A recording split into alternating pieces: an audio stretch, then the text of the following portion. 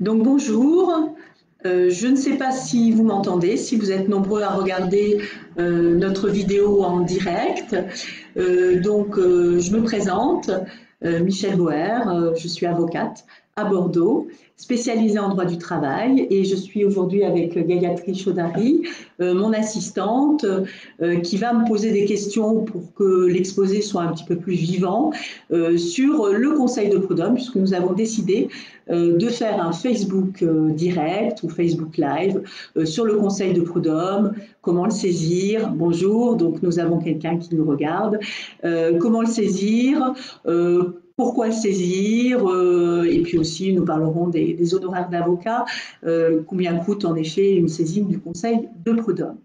Gayatri Chaudhary, vous l'aurez, si vous me confiez un de vos dossiers, très souvent au téléphone parce qu'elle maîtrise parfaitement la procédure devant le Conseil de prud'homme.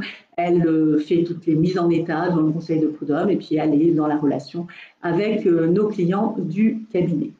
Nous allons commencer, Gayatri. Alors, quelle est la première question que vous souhaitiez me poser? Alors, qu'est-ce que le Conseil de prud'homme?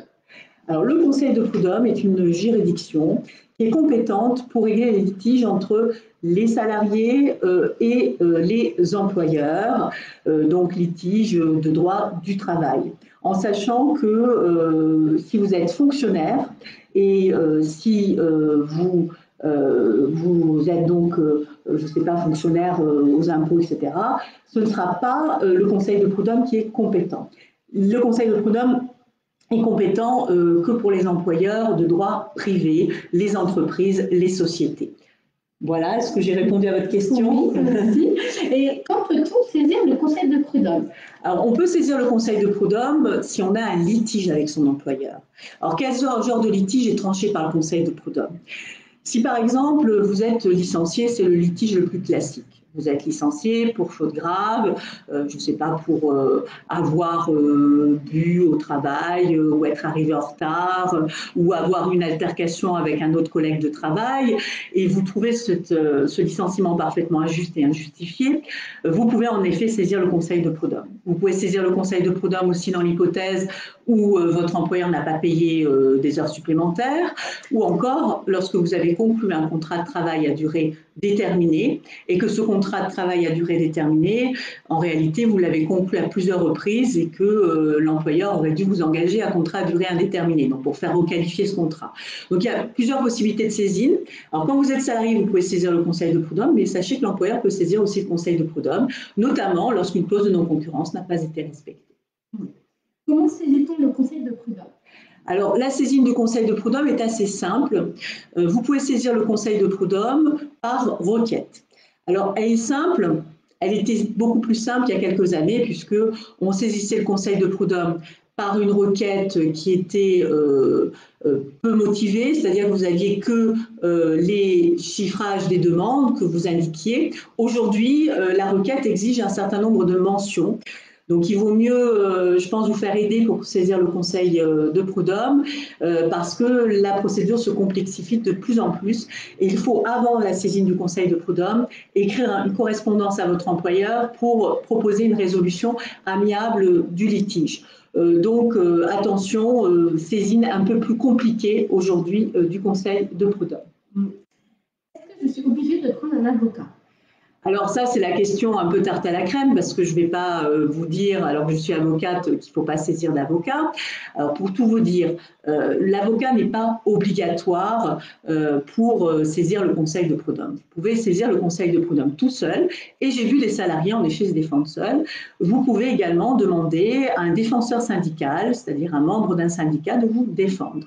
Mais vous pouvez aussi prendre un avocat et franchement, moi je vous conseillerais vivement de prendre un avocat quand votre dossier est complexe, car en effet un avocat connaît parfaitement la procédure et connaît aussi surtout la jurisprudence de la Chambre sociale. Et en matière de droit du travail, vous savez, cette jurisprudence évolue énormément. Alors, imaginons qu'un salarié n'a pas été payé de ses salaires. Donc, il a besoin d'argent. Comment peut-il faire pour avoir ses salaires? Ses salaires rapidement, il peut avoir ses salaires rapidement parce qu'il a besoin évidemment de ces salaires-là en saisissant le Conseil de prud'homme en référé. c'est-à-dire en urgence. Il y a une possibilité, en effet, pour un salarié qui n'est pas payé de ses salaires ou qui n'a pas ses documents de rupture, de saisir le conseil de prud'homme par cette voie-là, et il aura une date dans les 15 jours, alors qu'actuellement, avec le confinement, le conseil de prud'homme a pris énormément de retard, et il faut savoir que on a des dates maintenant pour des conciliations plutôt au mois de septembre, octobre, voire novembre. Une fois que le conseil de prud'homme est saisi pour contester par exemple un licenciement, comment se déroule la procédure? Alors, une fois que le conseil de prud'homme est saisi pour contester un licenciement ou encore pour demander des heures supplémentaires, vous avez 3 étapes. Première étape, c'est la convocation devant le bureau de conciliation et d'orientation du conseil de prud'homme.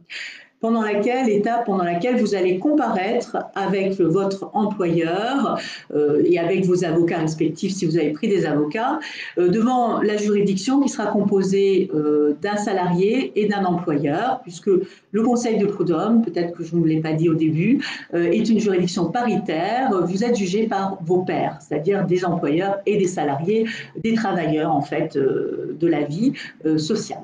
Et donc, bureau de conciliation et d'orientation, où on va voir si on peut vous mettre d'accord et si vous trouvez un accord et si on peut signer un PV de conciliation. Après cette étape, si vous avez signé le PV de conciliation, vous ne revoyez plus le conseil de prud'homme ni les conseillers. En revanche, si vous n'avez pas réussi à trouver une conciliation, vous avez des dates de mise en état, deuxième étape, qui peut être assez longue puisque le conseil de prud'homme va fixer des dates administratives pour voir si le dossier est prêt pour être plaidé. D'ailleurs, Gayathri Chaudary, vous suivez régulièrement les dates administratives du cabinet et les noter sur l'agenda, voir si la partie adverse a conclu, communiquer les conclusions adverses à nos clients, etc.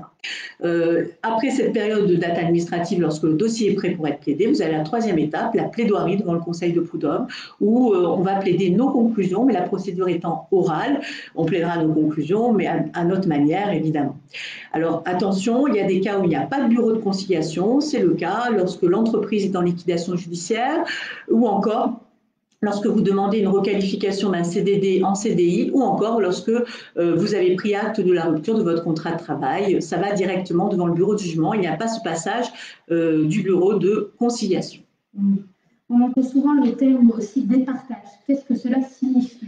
Le départage, alors le départage, c'est lorsque les salariés, les employeurs qui sont conseillers prud'homaux, et qui sont 4 lors de l'audience de jugement, n'ont pas réussi à prendre une décision. Ils ne se sont pas mis d'accord.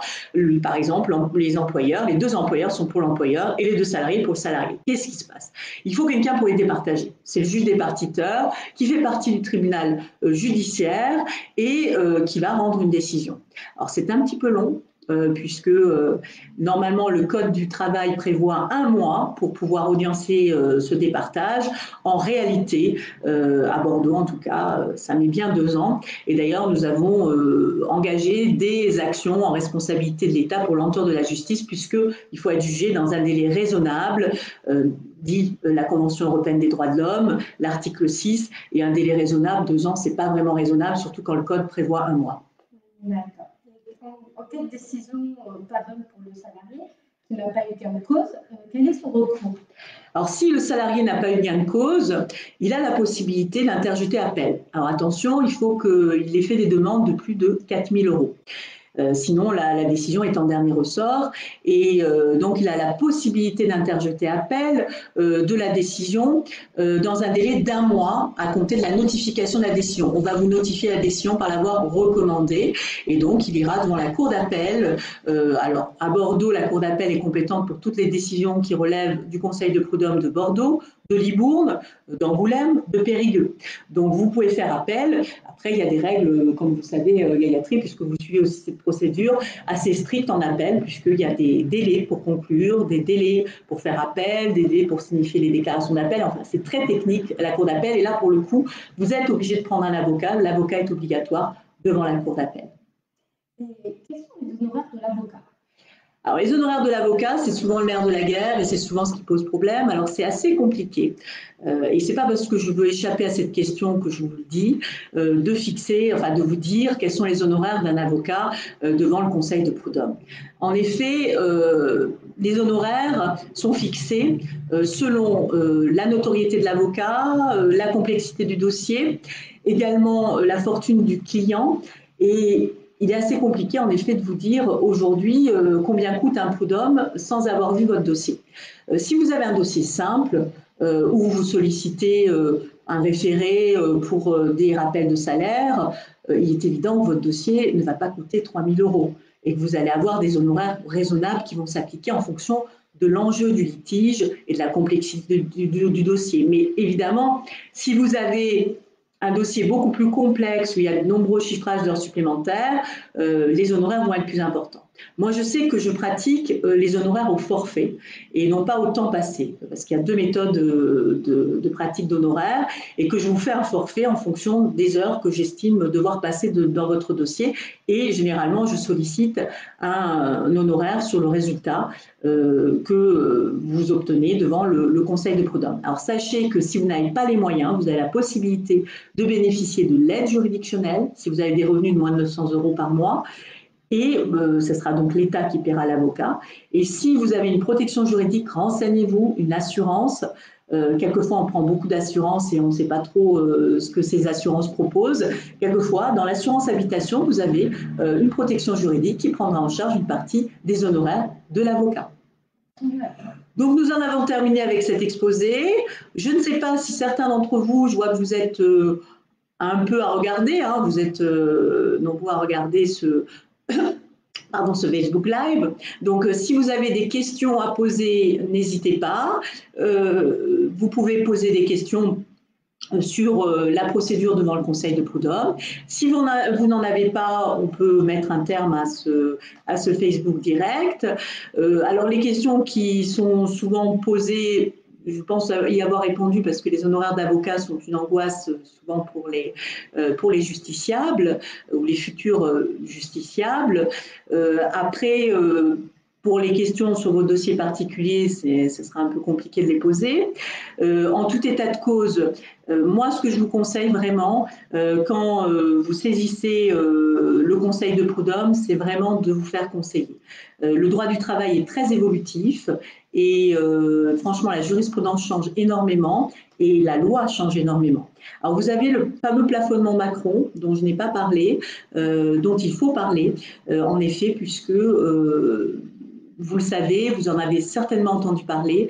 Maintenant, devant le conseil de prud'homme, les indemnités pour licenciement dépourvu de cause réelle et sérieuse sont plafonnées. Vous avez un barème qui va s'appliquer.